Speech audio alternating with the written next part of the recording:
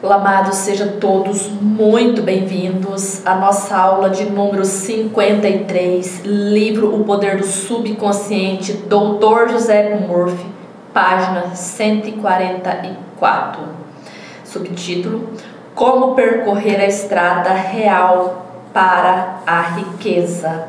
O capítulo é o 10, Seu direito de ser rico.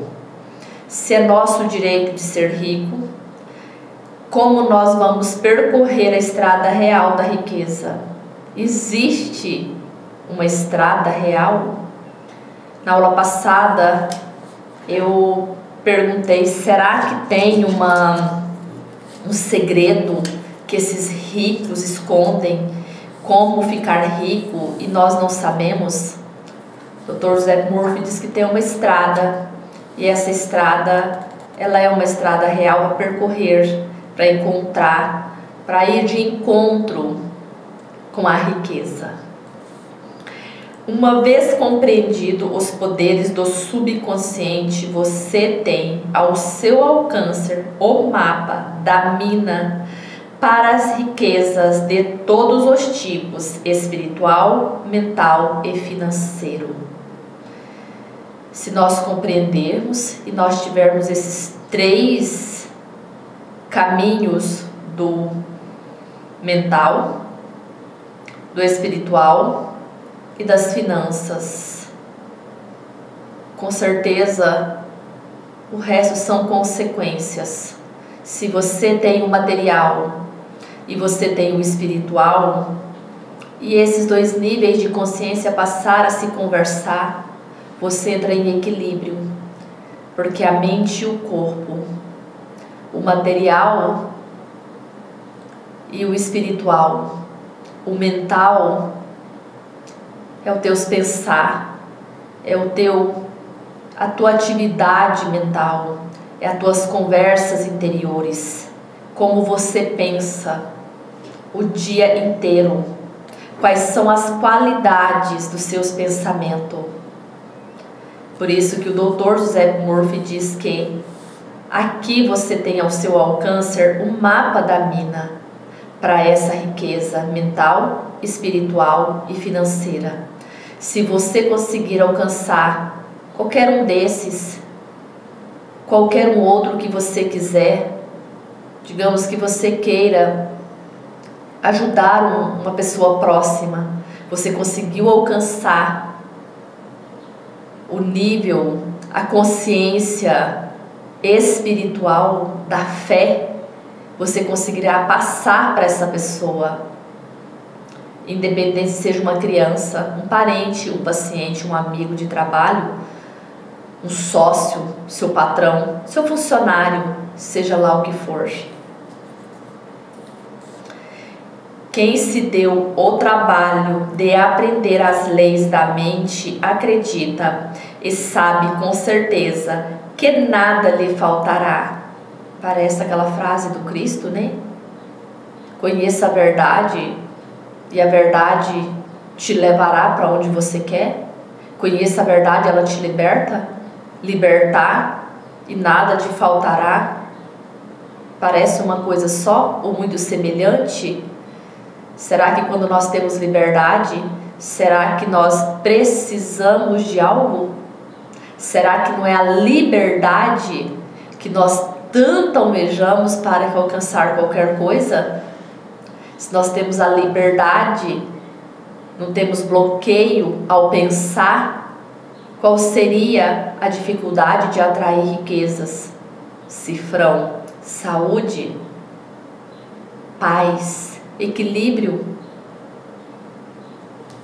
Quaisquer que sejam as crises econômicas, oscilações das bolsas de valores, recessões graves, inflação, galopantes ou mesmo guerras, ele estará sempre bem promovido.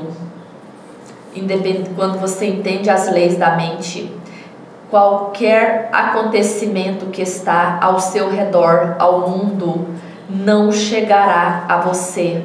Salmo 91. Será que seria isso? Quando Deus falou a Moisés que ele seria uma nuvem de dia e uma chama de fogo à noite, para que fosse adiante dos caminhos dele? Será que é essa a lei da mente? Será que existe leis e existe Deus? Será que ele não é a própria lei? Eu sou a montanha sagrada, eu sou o poder, eu sou a vida, eu sou o templo de Deus vivo? Será que essa lei da mente nós não aproximamos do que nós chamamos de Deus? A razão é que transmitiu a ideia de riqueza à mente subconsciente. Como resultado, o subconsciente fornece-lhe tudo que possa desejar. Ele se convenceu de que o dinheiro fluirá sempre em sua vida e terá sempre à disposição um excedente maravilhoso. Como se resolve, assim será. Se houver amanhã um colapso financeiro e tudo o que possuir perder valor, ele ainda atrairá novas riquezas. Sairá confortavelmente da crise e provavelmente até ganhará com ela. Quantas pessoas tiveram suas empresas com certos problemas na pandemia?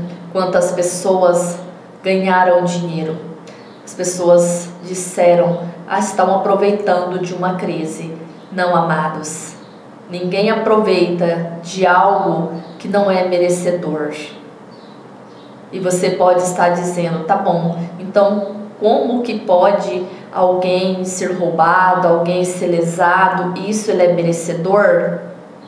Como que alguém no momento de seca e ele tem um poço, ele tem uma cisterna, ele tem uma mina, sei lá, ele tem água suficiente, ele teria que doar, ele teria que vender, ele teria que fazer o quê? Lembra que o próprio Cristo diz: aquele que tem muito mais será dado, e aquele que não tem, até o que não tem será tirado. E nós nos perguntamos há muito tempo, e muitas vezes, em muita situação, como que pode? A pessoa já tem problemas, ainda tem mais um, aparece mais e mais problemas. Vibrações atrai algo semelhante. Se a pessoa está vibrando na riqueza, ele vai encontrar situações, coisas e fatos para que aquela riqueza se multiplica. Não é uma questão de certo ou errado, é questão de leis.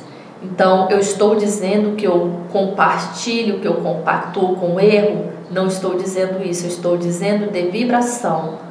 Porque se assim for, nós teríamos que perguntar como que Deus permite que essas pessoas sofram na rua, no frio, morrem de desnutrição, crianças, idosos, jovem que perdem a vida na flor da mocidade, num acidente, numa doença. E Deus, aonde Ele está nesse momento, é da vontade dEle, é propósito divino. Isso nós precisamos entender dessas leis para a gente ter essa resposta. Poucas pessoas estão preparadas para dar esse tipo de resposta. Dentro do ocultismo, nós falamos muito sobre isso. São poucas as pessoas que podem dar esse tipo de resposta, porque nem todos sabem. Para você responder isso, você precisa ter no mínimo conhecimento das leis, dos elementares, dos elementos, conhecer o mínimo. Senão, para que a gente não dê resposta equivocada, para a gente não julgar, para a gente não ser juízes. Por isso ele está dizendo que muitas pessoas até ganharam com uma crise, até ganharam uma época de guerra, de conflito, essa pessoa saiu ganhando. E esse ganhar não significa que ele roubou, que ele tirou, significa que naquele momento ele ele contribuiu para ajudar outras pessoas e, no entanto, ele também foi ajudado. A gente não tem que ser um agente negativo do karma da outra pessoa. Se essa pessoa tem um karma maduro e ela vai precisar passar por isso, nós podemos e devemos contribuir com esse karma, mas de uma forma positiva. Às vezes uma pessoa ficando restringido, limitado de uma questão financeira, ele aproveita aquele momento para refletir, para ter mais humildade, para tirar a prepotência e arrogância da alma. Ele, nesse momento, ele consegue fazer uma autoavaliação que com dinheiro talvez ele não faria. Então nós não podemos dizer o que é bom ou o que é ruim quando se trata da experiência do outro. Somente Deus conhece esse coração. Nós podemos ajudar dentro daquilo que nós não vamos prejudicar nem a nós e nem ao outro. Página 145, ainda no capítulo 10, seu direito de ser rico. Por que você não tem mais dinheiro? Você já se perguntou por que você não tem mais dinheiro? Por que você não tem o trabalho que você gostaria? Por que você não tem a vida afetiva que você desejou? Por que você não tem saúde que você quer? Por que você não tem? Ao ler este capítulo, você talvez pense: eu mereço uma renda maior do que a que tenho. Fecha aspas. Na minha opinião, isso se aplica à maioria das pessoas. Elas realmente merecem ganhar mais dinheiro, mas não é provável que consiga isso. Uma das razões por que não o ganha é que dentro ou abertamente o condenam. Refere-se a ele como lucro sujo. Dizem a filhos e amigos: o amor ao dinheiro é a origem de todo o mal. Justamente com essa razão,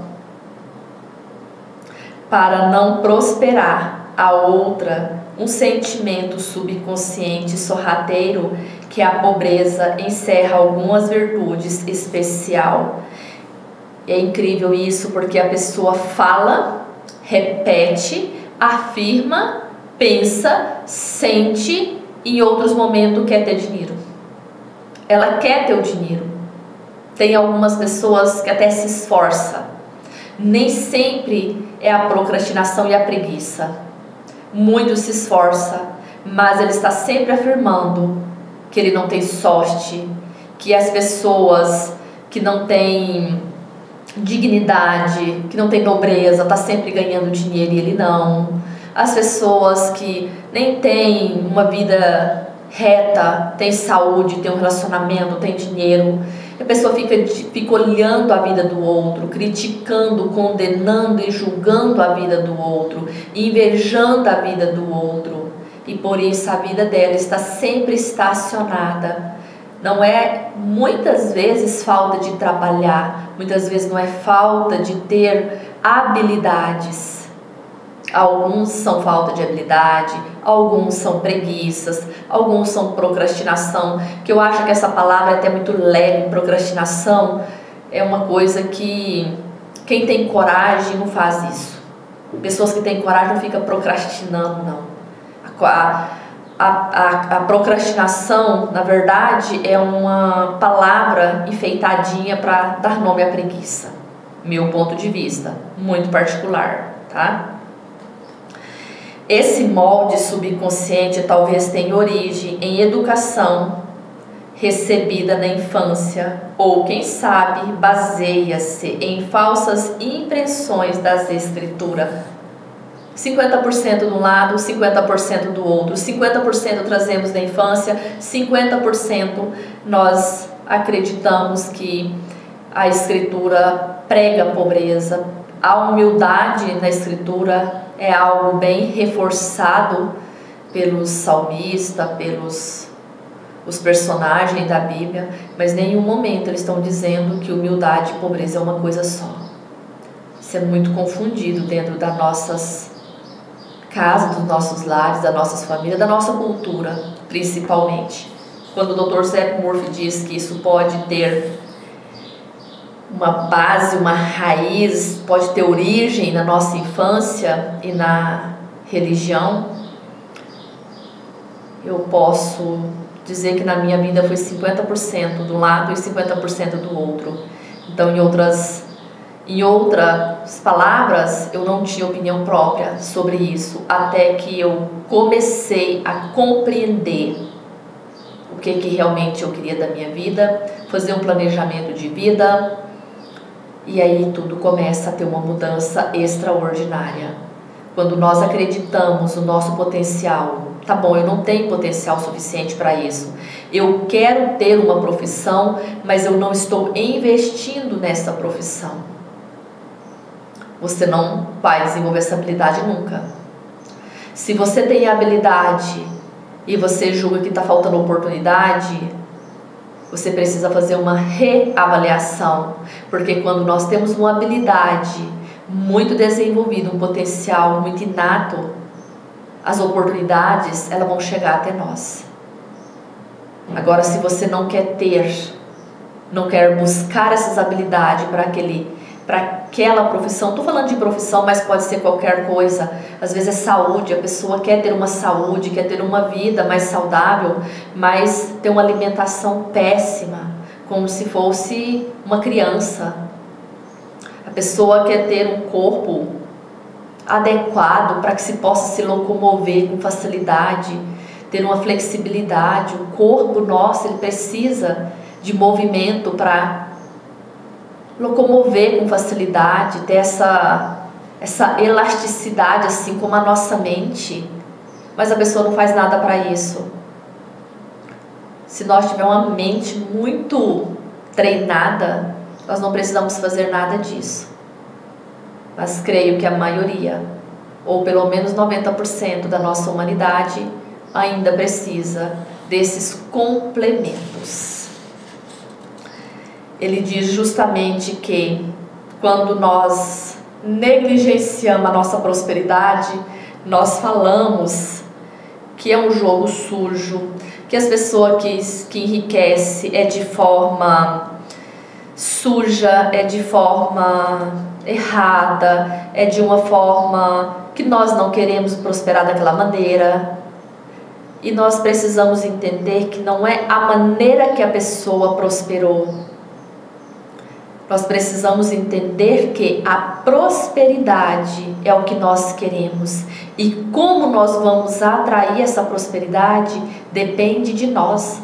Nós não precisamos olhar o outro, julgar o outro para justificar o que nós não estamos fazendo. Nós precisamos olhar o outro, observar o outro, comparar, ter um parâmetro ali para que nós possamos decidir e planejar a maneira como, quando nós iremos fazer a nossa prosperidade, seja na saúde, seja afetivo, seja em relacionamentos, seja de forma cifrão financeira. Às vezes a pessoa quer, precisa, deseja, almeja ter uma prosperidade empresarial. Não necessariamente ela quer ter muito dinheiro. Ela quer ter a experiência de um empresário, de um profissional de sucesso. Às vezes ela não precisa de dinheiro, ele já tem o dinheiro. Mas ele não tem esse dinheiro atraído através da profissão. E ele deseja ter esse profissional desenvolvido. Então ele precisa observar se ele tem habilidade. Observa como as pessoas avaliam. Eu gosto muito desse conceito, eu gosto muito dessa observação, que eu vejo as pessoas me avaliar. Como que as pessoas estão olhando para mim? Qual foi o público que eu desejei um dia ter na vida como profissional? Qual Qual a qualidade dos meus relacionamentos, seja eles quais forem. Dinheiro e vida equilibrada, ainda na página 145. Certa vez uma pessoa me procurou e disse: estou quebrado. Mas tudo bem, eu não gosto de dinheiro. O dinheiro é a origem do mal. Essas palavras traduzem o pensamento de uma mente confusa, neurótica.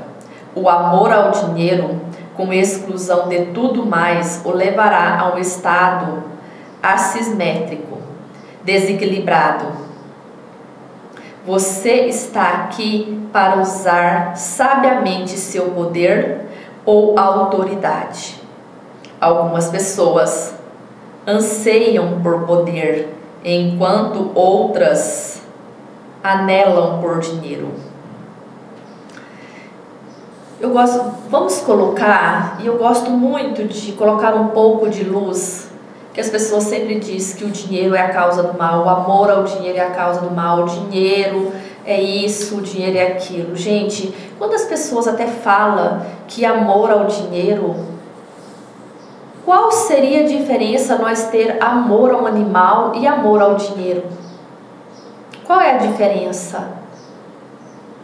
Qual a diferença a gente ter? Agora nós precisamos entender que nós ter apego, nós ter avareza, nós termos carência por uma pessoa, a pessoa que não consegue ficar sozinho, sem um relacionamento, sem o pai, sem a mãe, sem o filho, é a mesma doença, a mesma neurose com a pessoa que tem apego ao dinheiro. E as pessoas não falam isso, pessoas que ficam meses, anos, uma vida em luto porque o ente querido fez a passagem. Esse é o mesmo pecado com relação ao apego, à avareza ao dinheiro. Pessoa que diz: eu nunca superei a morte do meu filho. Qual é a diferença? O apego ao dinheiro. Eu não estou dizendo que essa pessoa não vai a gente não vai sentir falta pela convivência. Um animal que é de estimação, que a gente tem convivência, a gente não vai sentir. Mas qual é a diferença? As pessoas precisam querer olhar para isso, querer refletir sobre isso e ser sincero com relação aos seus sentimentos. Porque esse sim é a causa do mal, o apego, independente se ele seja pelo dinheiro ou pelo animal. A questão é você querer olhar para isso, admitir isso, uma pessoa querer ter poder. Gente, qual é então Deus? É errado porque Ele é o Todo-Poderoso. Aí você vai justificar: mas Ele é Deus, Ele é o Criador de tudo. Pois é, mas o motivo então de ser um pecado. Se Ele é o poder e eu sou filho do poder, então eu tenho os direitos. Eu tenho os mesmos direitos. O próprio Cristo diz: eu e meu Pai somos um. Poder não é abuso daquilo que você tem como ali uma autoridade. Vamos pegar uma das coisas que é mais criticada: policiais. Faz mau uso do poder. Tem gente que faz mau uso até da própria espiritualidade, até da própria posição que está em termos religiosos. Tem pessoas que fazem mau uso até do poder, porque é filho, porque é mãe, porque é pai, porque é amigo. E porque nós olhamos para um policial, nós precisamos olhar para isso com coerência do que nós estamos sentindo, falando, observando, julgando, criticando. O poder, ele não é ruim. Uma pessoa que está no poder e que é uma pessoa firme, Moisés, vamos pegar Moisés, vamos pegar uma autoridade que todo mundo conhece. Moisés era firme para com aqueles povos. Ele tinha poder de tirar o povo da escravidão, ele tinha o poder de comunicar com Deus, ele tinha o poder de decisão. Ele era mau, ele era pecador? Ah, mas Moisés errou. Você também erra, eu também erro, todo mundo erra. Nós estamos aqui para a gente nos observar. A questão é parar de olhar para o outro e olhar para si mesmo.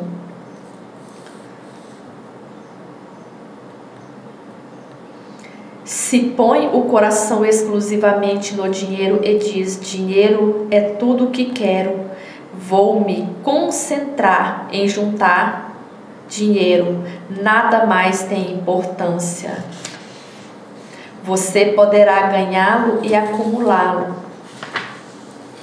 fortuna, mas a que custo? Você esqueceu que está aqui para levar uma vida equilibrada e precisará saciar também a fome da paz de espírito, harmonia, amor e alegria, saúde perfeita. É justamente isso que o doutor está dizendo. Quando você passa por cima de tudo, de todos, negligencia todas outras partes da sua vida pelo dinheiro, ele é ruim, sim, ele vai te trazer consequências desequilibradoras, mas a mesma coisa quem faz isso com saúde, pessoas que ficam todo dia procurando um médico, eu tenho que fazer um check-up, tá doendo aqui, isso aqui, porque diz que isso é bom, porque esse alimento, porque tem que pesar a comida. Qual que é a diferença? Uma pessoa que está todos os dias, toda hora, tudo, vive uma vida 100% espiritual e se torna fanático, negligencia a família, o trabalho. Isso também é um erro, é um desequilíbrio. O pecado é um desequilíbrio. Por isso que ele diz: o amor ao dinheiro em desequilíbrio, ele está errado. O amor ao dinheiro, quanto equilíbrio, ele se torna paz de espírito, harmonia, liberdade, equilíbrio espiritual, porque você tem mais tempo e mais oportunidade de dedicar a uma vida espiritualmente falando. Uma pessoa que trabalha para sustentar uma família numerosa, para sustentar, às vezes, pessoas que estão ali com preguiça, acomodada, ele não vai ter tempo, ele não consegue concentrar para fazer uma leitura. Gente, a Bíblia é um livro que exige de nós concentração, exige que nossa mente esteja em equilíbrio para poder interpretar a palavra. Como uma pessoa trabalha o dia inteiro, até tarde da noite, vai conseguir concentrar para ter uma leitura de forma compreensível? É quase impossível. Não estou dizendo que alguns não conseguiram, mas nós precisamos desse descanso do corpo, da mente, nós precisamos de equilíbrio. Tudo que passa se torna pecado, errado. Transformar dinheiro em objetivo único é uma opção errônea. Você, quem sabe, pensou que isso era tudo o que queria, mas depois de tanto esforço acabou por descobrir que o dinheiro era tudo o que necessitava.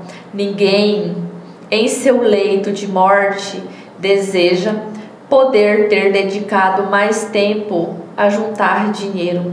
Você deseja também expressar autenticamente seus talentos ocultos, ocupar seu verdadeiro lugar na vida, desfrutar a beleza, a alegria de contribuir para o bem-estar e o sucesso do próximo. Ao aprender as leis da mente subconsciente, você pode ter um ou muitos milhões de dólares. Se isto que deseja é ainda ter paz de espírito, harmonia, saúde perfeita e expressar de modo perfeito a pessoa que é. Não só você pode ter seus milhões, mas você pode desfrutar, é você fazer ali um planejamento. Eu vou dedicar esse tempo aqui ao sucesso, eu vou me obcecar a ganhar dinheiro, mas uma parte do meu dia, da minha semana, eu vou dedicar a Deus, eu vou dedicar à espiritualidade, a outra parte eu vou dedicar à minha família. bem demarcado esse planejamento, não tem como isso não funcionar perfeitamente. O que não funciona é você dedicar toda a sua vida para ter milhões. Você pode ter, e com certeza se você dedicar, você vai ter muitos milhões. Mas, como diz o próprio Dr. Joseph Murphy, ele diz: ninguém no seu leito de morte vai desejar juntar dinheiro, milhões, você chegando nesse estágio da sua vida. Talvez você li quantas pessoas, eu sempre dou uma dica para as pessoas: visita alguém que está no leito de morte, faz pergunta que vai te auxiliar na sua vida como experiência como ser humano. Pergunta para as pessoas mais velhas o que elas fariam se elas tivessem a tua idade. Pergunta para essas pessoas, talvez isso ajudará você a ter uma vida diferente. Talvez dará tempo de você reavaliar, replanejar a tua experiência e repassar para os teus filhos, para os teus netos, para aqueles que estão em volta de você. No seu leito de morte, você reavaliará tudo o que você fez, tudo que você deixou de fazer. Bendito aquele que olhará para trás e diz: eu dei o meu melhor. Eu pedi os perdões, eu perdoei, eu me esforcei em todas as áreas.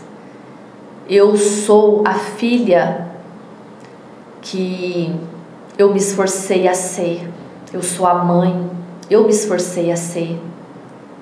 Eu sou a amiga e eu me esforcei para ser. Eu fiz o meu melhor. Eu fui a profissional, eu não deixei na mesa. Eu fui atrás de tudo que estava dentro das minhas possibilidades. Eu sempre digo que eu posso ter errado, mas eu não errei por negligência. Talvez eu errei pelo excesso de querer entender e a cobrança de não querer deixar na mesa. Não deixa de não ser um erro, porém, talvez perdoável, justificando o injustificável, não é? Então, erros são erros, mas quando você faz, quando você busca entender, estudar, perdoar, usar o dinheiro da forma que ele é usado, talvez no seu leito de morte você se sinta em paz. Por isso, quando você tiver oportunidade, vá até uma pessoa mais velha, que já viveu, que já teve experiência. Pergunte para essa pessoa, se tivesse a idade que você tem, o que essa pessoa faria. O que essa pessoa faria? Pergunte para ela, o que você faria se você tivesse a minha idade? Você faria o que você fez? Ouve essas histórias. Talvez você mude a sua vida. Se você for uma pessoa que tiver discernimento, você muda a sua vida. Agora, se você não tiver, nem a história, nem a própria experiência vai fazer você fazer reflexão, você refletir. Então, na página 146, reflita sobre o que o doutor diz sobre a fortuna, sobre guardar esse dinheiro. O que você está fazendo com o dinheiro? Tá bom, talvez você não esteja guardando, talvez você esteja esbanjando também, talvez você não esteja fazendo nada com ele, talvez você esteja usando de forma também equivocada, irresponsável, sem pensar no seu futuro, sem você garantir uma estabilidade, porque o teu corpo, ele vai envelhecer pela lei natural do universo. A natureza envelhece, a primavera, a verão, outono e ao inverno. O inverno ele vai chegar. E Ele nunca invade a primavera. Ele vai sempre respeitar o tempo. Ele vai dar o tempo de você florescer, de você amadurecer, para que Ele chega e te encontre com sabedoria. Medita sobre isso. Dá uma analisada na sua vida, o que você fez até hoje. Dá uma olhada nos anos, nos janeiros e faça essa reflexão. E nós encontraremos na próxima aula, ainda no capítulo 10. É seu direito de ser rico. É seu direito de nascer. É seu direito de florescer. É seu direito de amadurecer. É seu direito de usufruir. Dá uma olhada como que você está fazendo isso. Beijo de luz.